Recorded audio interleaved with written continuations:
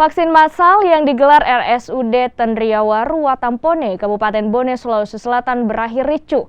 Peserta vaksin yang berdesakan sempat bersitegang. Alhasil, petugas pun terpaksa membubarkan vaksinasi. Kericuhan saat vaksinasi di RSUD Tendriawa Ruwatampone ini tak terhindarkan saat warga tengah mengantre untuk mendapatkan vaksinasi. Mereka berdesakan untuk mendapatkan vaksin. Kerumunan terjadi lantaran warga yang datang melebihi kuota. Pihak RSUD hanya menyiapkan 300 vaksin, namun warga yang datang mencapai 500 orang. Akibatnya kericuhan ini, pihak rumah sakit pun terpaksa menghentikan acara vaksinasi tersebut.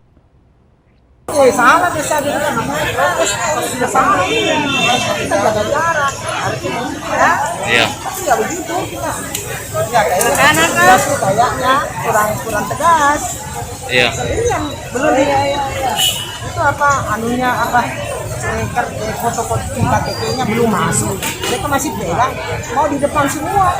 Jadi kacau ya. Iya, amburadul Karena yang masuk saja berkasnya ini sudah 500 lebih, itu tidak bisa di-cover semua.